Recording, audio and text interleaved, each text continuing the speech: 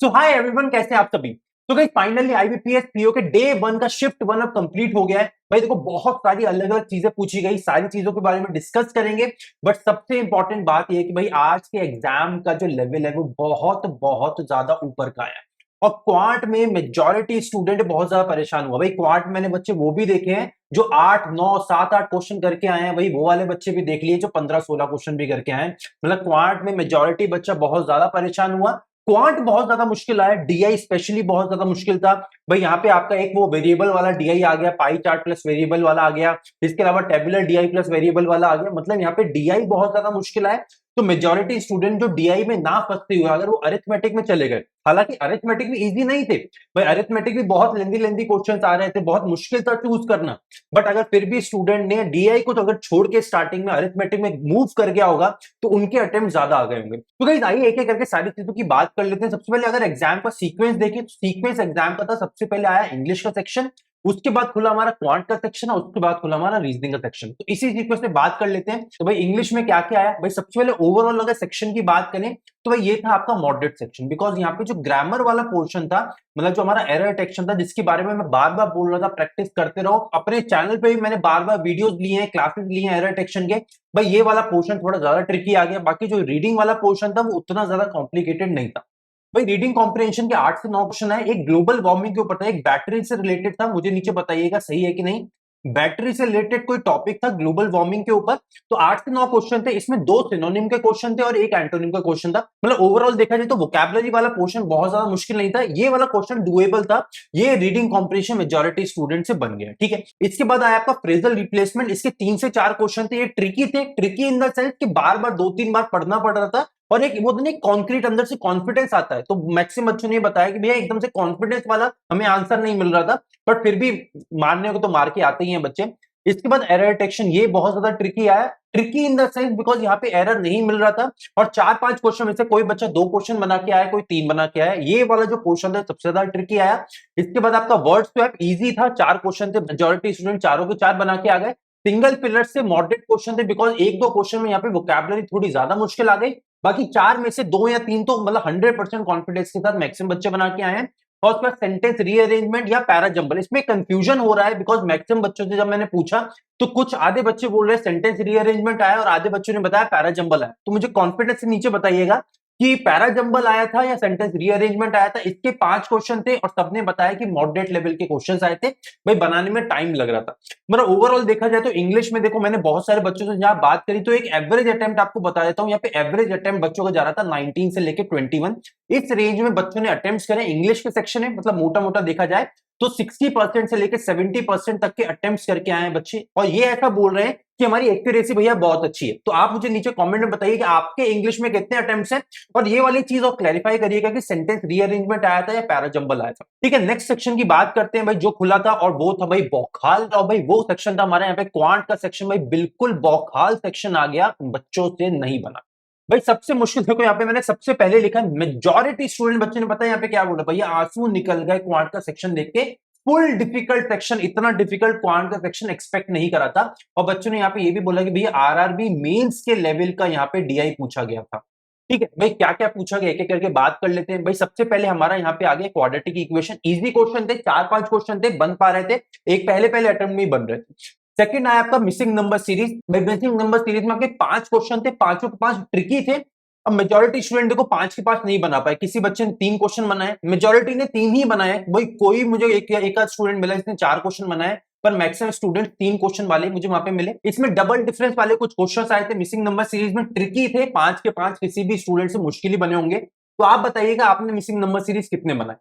इसके बाद फाइनली बात करते हैं सबसे इंपॉर्टेंट चीज की, भाई डीआई जो आया बहुत ज्यादा मुश्किल, बहुत ज्यादा डिफिकल्ट। ठीक है, बच्चों से नहीं बना। तो अलग अलग पैटर्न्स के डीआई पूछे गए। भाई पहला था आपका डबल पाई चार्ट। ये बहुत ज्यादा टाइम टेकिंग था। एक तो इसमें डबल पाई चार्ट सॉल्व करना था आपको, मेल फीमेल के ऊपर था, और एक था मेल अकेले। एक पाई चार्ट आपका मेल फीमेल की चीजें बता रहा था, एक पाई चार्ट अकेले मेल का बता रहा था। फिर इंडिविजुअली क्वेश्चंस में जाके भी कैलकुलेशंस बहुत ज्यादा थे। मतलब ये वाला जो पाई चार्ट था ये बहुत ज्यादा मुश्किल था।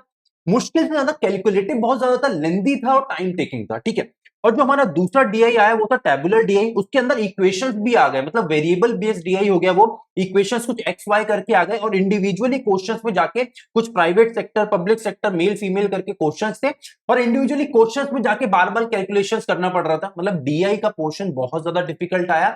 मैक्सिमम स्टूडेंट्स में आपको बताऊं कि अगर आपने सही टाइम पे सही चीज कैलकुलेट कर ली होगी और अगर आपने स्टार्टिंग में डीआई को स्किप कर दिया होगा तब आपके अटेम्प्ट्स अच्छे होंगे। पर अगर आपने डीआई स्किप नहीं करा होगा, मतलब देखो एग्जाम में जाके हमें होता है ना इंप्रोवाइज करना होता है।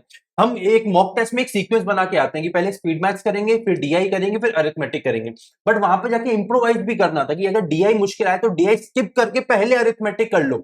बहुत सारे स्टूडेंट जो पहले अरिथमेटिक करके आए होंगे उनके अटेम्प्ट्स पक्का बहुत ज्यादा होंगे। तो देखो ओवरऑल डीआई बहुत ज्यादा मुश्किल है। अरिथमेटिक के 15 क्वेश्चन थे, 15 के 15 बहुत ज्यादा कैलकुलेटिव थे। कुछ इंडिविजुअली क्वेश्चन एजेस के ऊपर आए, एसआईसीआई के ऊपर आए, प्रॉफिट एंड लॉस के ऊपर क्वेश्चन था, एक शायद टाइम एंड वर्क के ऊपर क्वेश्चन था। ये सारे क्वेश्चन लेंदी थे, मतलब 2-3 लाइन के क्वेश्चन आए थे, कैलकुलेट करने में टाइम लग रहा था, सिंगल लाइन क्वेश्चन अरिथमेटिक में नहीं थे।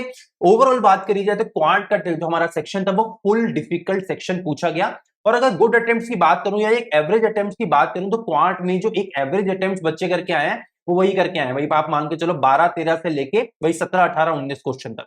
और ये मैं ज्यादा बता रहा हूं, मैंने तो वो वाले स्टूडेंट्स भी देखे जो सिंगल डिजिट क्वेश्चन भी अटेम्प्ट करके आए, 7-8-9-10 वाले बच्चे भी हैं। बट एवरेज 15-16-17-18 क्वेश्चन बच्चे करके आए हैं जिनकी एक्यूरेसी बहुत अच्छी है और जिन्होंने सही टाइम पे अरिथमेटिक उठा लिया। बट 20 प्लस वाले स्टूडेंट्स बहुत ही कम आपको देखने को मिलेंगे। तो ओवरऑल क्वांट बहुत मुश्किल आया। 12 से 18 की रेंज में मेजॉरिटी स्टूडेंट पेपर करके आए हैं। और फाइनली अब रीजनिंग की बात कर लेते हैं। रीजनिंग सबसे हलवा पेपर था, पूरे पेपर का सबसे इजी सेक्शन था, इजी टू मॉडरेट सेक्शन पूछा गया। 5 पजल्स आए थे और कुछ बेसिक आपके मिसलेनियस क्वेश्चंस थे। भाई 5 पजल्स के आए आपके, स्क्वायर सिटिंग अरेंजमेंट आया जिसमें 8 लोग बैठे थे, भाई 4 लोग कॉर्नर्स में थे और 4 लोग एजेस पे थे। इसके अलावा अनसर्टेन रो आया, 18 लोग थे या 19 लोग थे, इसमें कंफ्यूजन है तो नीचे नीचे कमेंट करके बताइएगा कि जो अनसर्टेन पजल था, अनसर्टेन जो लीनियर रो वाला पजल था उसमें टोटल कितने लोग थे, 18 थे या 19 थे। एक मंथ और डेट बेस्ड पजल था जिसमें 6 लोगों को बिठाना था, अलग अलग महीने और दिन थे, उस टाइप का पजल था। एक बॉक्स बेस्ड पजल आया था आपका, ठीक है। और इसके अलावा एक मिसलेनियस पजल था, इसमें 9 लोग थे और 3 अलग अलग सिटीज में उनको डिवाइड करना था, ठीक है। तो यहां तक टोटल लोग थे और इसमें कुछ ऐसा था कि 4 से ज्यादा नहीं होना चाहिए और 2 से कम नहीं होना चाहिए, ऐसा कुछ करके क्वेश्चन था ये। तो इस हिसाब का था। बाकी 4 क्वेश्चन सिलोजिज्म के आए, सिलोजिज्म इजी क्वेश्चन आए, डुएबल थे। 3 से 4 क्वेश्चन इनइक्वालिटीज क्या है ये भी बन पाए। बाकी एक क्वेश्चन आपका मीनिंगफुल वर्ड वाला आगे जिसमें रियर और रेज 2 वर्ड बन रहे थे।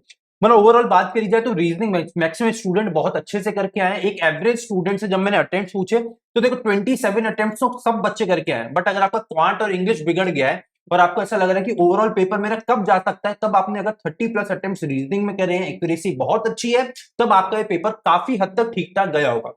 मतलब देखो अगेन मैं बता रहा हूँ, ओवरऑल बात कर लेते हैं सेक्शन वाइज। तो देखो रीजनिंग में अगर आपने 30 के आसपास अटेम्प्ट्स करें तो यहाँ पे आपके 30 अटेम्प्ट्स हो गए। क्वांट में अगर आपके 15 अटेम्प्ट है तो ये भी बहुत अच्छे हैं। इंग्लिश में अगर आपके अटेम्प्ट्स हैं मान के चलो 17-18-19 मान लो, 18 मान लो, तो ओवरऑल ये अटेम्प्ट्स आपके बहुत अच्छे हैं। तो ये कहते हैं 15 और 18 33 और 30 आपके, मतलब 63 मतलब मान के चलो 60 प्लस अगर आपके अटेम्प्ट्स हैं और आपकी एक्यूरेसी बहुत अच्छी, मतलब आप ज्यादा तुक्के मार के अगर नहीं आए हो 60 प्लस अटेम्प्ट्स के साथ, तो भाई आज का पेपर आपका बहुत अच्छा गया। ये मैं एक जर्नलिस्ट कैटेगरी के लिए बता रहा हूं, जनरल क्राइटेरिया बता रहा हूं। तो आप मुझे नीचे कमेंट करके जरूर बताइएगा कि सेक्शन वाइज आपके अटेम्प्ट्स कितने हैं, इंग्लिश क्वांट रीजनिंग में आपके अटेम्प्ट्स कितने हैं, आपकी एक्यूरेसी कितनी है। और नीचे के जो कमेंट सेक्शन है उसको एक पोल की तरह क्रिएट करने की कोशिश करते हैं, जिसमें जितने ज्यादा आप लोग कमेंट करेंगे उतना ज्यादा और क्लैरिटी मिलेगी हमें कि भाई इस बार का एक्सपेक्टेड कट ऑफ कितना रह सकता है। उसके बाद शाम को चारों शिफ्ट होने के बाद एक वीडियो करेंगे। तो गाइस बने रहिए दाल फॉर बैंक का चैनल के साथ, शाम वाला वीडियो आपके लिए बहुत ज्यादा इंपॉर्टेंट होने वाला है। और इस वीडियो को ज्यादा से ज्यादा शेयर करिए जिससे नीचे का कमेंट सेक्शन को हम एक पोल क्राइटेरिया में कन्वर्ट कर सके। तो गाइस मिलते हैं अगले वीडियो में, till then take care and bye bye.